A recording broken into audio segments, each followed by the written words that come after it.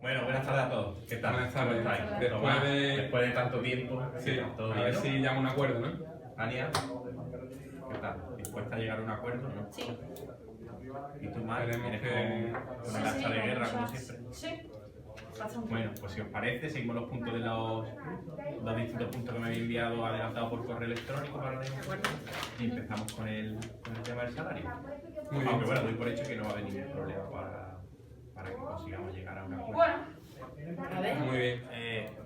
Como sabéis, la situación de la empresa a nivel económico no es bollante y incluso hay cierta amenaza de que una empresa a nivel internacional acabe adquiriéndonos y eso puede conllevar el despido de personal o los reajustes y tal, que es lo que nosotros queremos evitar en cualquier sentido.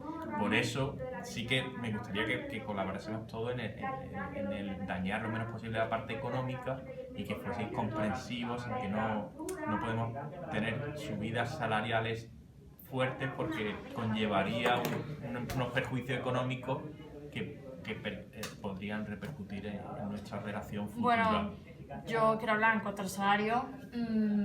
Nosotros, la verdad es que pedimos un aumento del IPC en 4% y en cuanto a los complementos que se le puedan añadir al salario, un 3% mínimo, porque yo pienso que por lo menos a la gente que lleva 15 años en la empresa se le debería de tener en cuenta, ¿no? Y Bueno, nuestra propuesta respecto al salario es menos agresiva con respecto a la del otro sindicato, porque claro, si tú nos estás pidiendo una reducción de los gastos para que no nos veamos afectados por la posible compra de la empresa, pues consideramos que el aumento que exigimos, pues ya que el IPC no es suficiente para poder mantener nuestro nivel adquisitivo, que al menos sea de un 2% superior al salario que tenemos actualmente, ¿no? Y también si se pueden aplicar ciertos incrementos en conceptos de movilidad, nocturnidad y antigüedad, ¿no? Bueno, desde nuestro punto de vista, pues el salario no es algo que sea lo más importante. Nosotros estamos centrados en el tema de formación. Creo que a largo plazo es lo más positivo, lo que puede beneficiar a ambas partes. Pero lógicamente, pues reforzamos la opinión del sindicato, de mi compañero.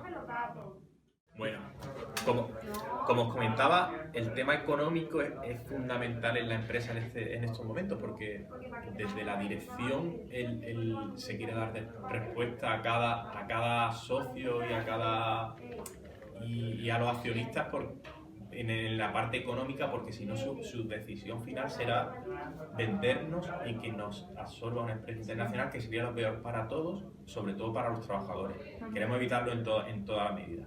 Como bien decía Tomás, el tema de formación sí que lo consideramos un tema importante que a largo plazo puede beneficiar a la empresa, beneficiar a los trabajadores e incluso conllevar incrementos salariales a muy largo plazo, porque en estos momentos el incremento es prácticamente imposible.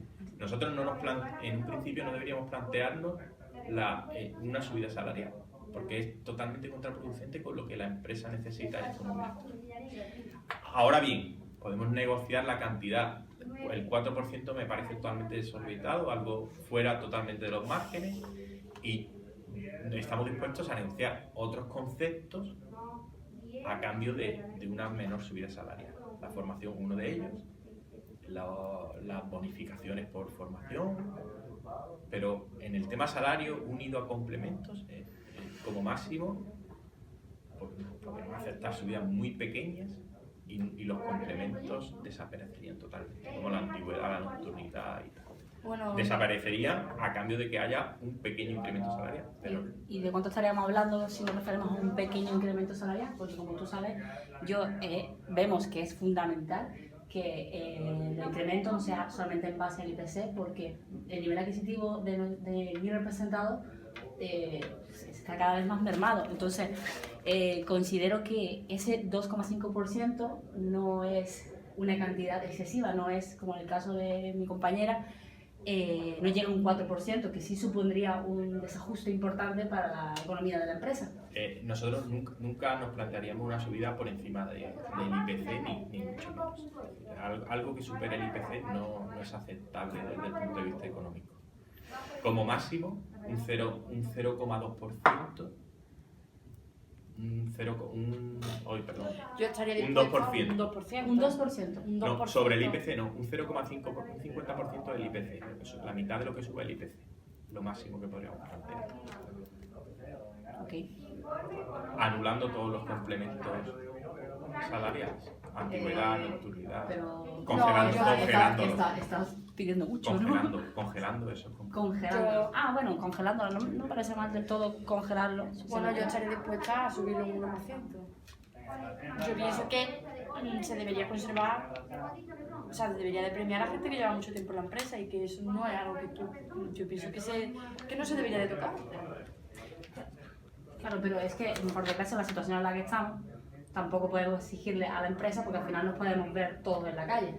Entonces tenemos que intentar flexibilizar de la mejor manera, ¿no? Yo considero que ese aumento no estaría mal si se nos mantiene en parte esos conceptos, pero lo mejor, bueno, tendremos que seguir hablando del tema, ¿no? Lo ideal es que dispuesta a congelar. deberíais plantearlo desde la perspectiva de una relación a muy largo plazo. Claro. Si lo vemos desde el punto de vista, yo entiendo que queráis o que creáis que os merecéis una subida por encima del IPC. De hecho, hasta lo consideraría justo desde el punto de vista del trabajador. Pero viéndolo desde una perspectiva empresarial y de la situación actual de la empresa, es inviable subir una subida mayor, porque nos sería perjudicial para todos. Y la siguiente propuesta que considero que podría ser positiva es, claro, esta es la situación actual de la empresa, ¿no? Y podemos ver a largo plazo lo que están diciendo, si esta subida del 2,5% se podría escalonar y en diferentes años pues ir aumentando ese sentido porcentaje. sí estamos totalmente abiertos Claro, evidentemente si obtenéis beneficio o lo que sea, pero aquí hay un compromiso por parte de la empresa de que si obtenéis beneficio y no se produce esta posible debacle en la empresa, que nos garanticéis que ese porcentaje va a ir aumentando con el paso de los años. Podemos negociar en el sentido de que inicialmente no haya una subida salarial, es decir, mantengamos en esta negociación se mantenga el salario y vinculemos las subidas salariales a los beneficios que la empresa produzca a un largo plazo, claro, marcando unas pautas en función de beneficios. Sí, pero que nosotros queremos que se formalice ese compromiso. O sea, si tú me estás diciendo que no podemos actualmente obtener ese 2,5% por la situación de la empresa, y que yo creo que mis representados consideran que está bien, que mínimamente la empresa se comprometa contra nosotros mediante firma y acuerdo real a que se pueda obtener un aumento escalonado a largo plazo. Sí, podemos llegar a mejor en ese sentido. Bueno, nosotros es que no vamos a aceptar una negación a la subida del sueldo, por tanto, yo pienso que un mínimo de un 2% en el IPC sobre el sueldo y un 1,5% en los complementos de antigüedad.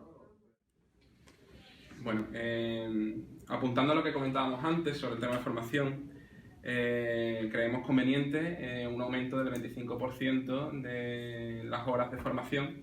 Quisiéramos, por supuesto, que los trabajadores no tuvieran que pagar esa formación y que, por supuesto, estuviera dentro del horario de trabajo, ya que implicaría fuera de horario unos recursos de los que algunos trabajadores, por tener familia y tal, no disponen, de tiempo, etc.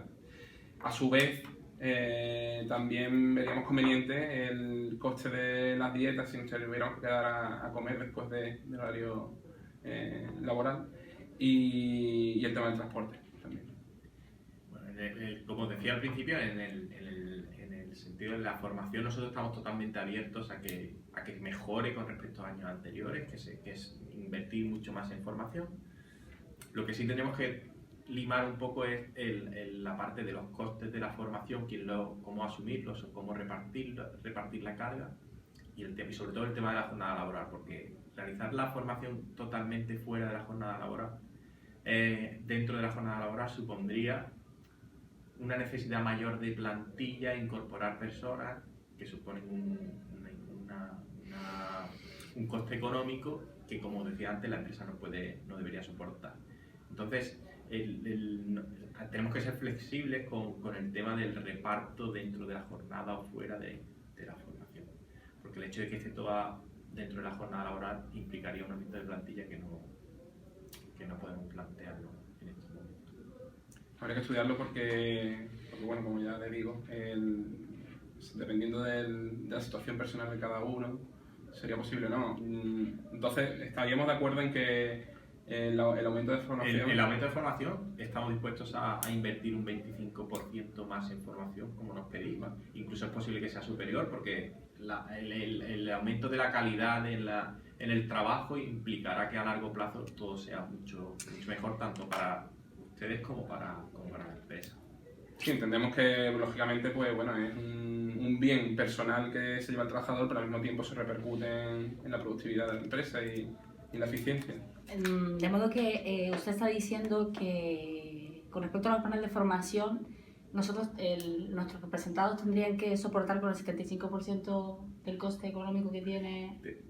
Sí, hay que hacer un reparto de los costes, en cualquier forma. Podemos jugar con cuánta formación se hace dentro de la jornada, cuánto coste soporta la empresa. Es decir, en función de cuánta se haga de una forma u otra, el reparto del coste de la formación en sí podría recaer sobre uno u otro. El coste de la formación estamos dispuestos a que sea íntegramente para la empresa. El coste de la realización de la formación. Los costes adicionales como dietas, Vale, posibles estancias en hoteles, etcétera, sí que entendemos que tendrían que repartirse vale, a igual partes entre trabajadores y la empresa simplemente por una limitación en los costes. Si llegáramos a ese acuerdo, ¿se podría contemplar alguna retribución a las mujeres si fueran...? Sí, puede bonificarse la formación de mujeres mayores de determinada edad, o mujeres embarazadas, o quien tenga una especial situación por su situación familiar. Incluso podemos personalizar cómo premiar cada uno de los casos en caso de que se realice formación y tal.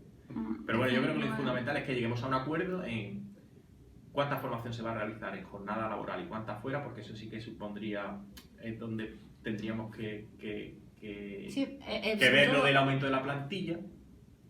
Pero no decías que no se podía plantear el aumento de la plantilla. No, por eso, el hecho de que se haga en la jornada laboral implicaría tener que aumentar la plantilla.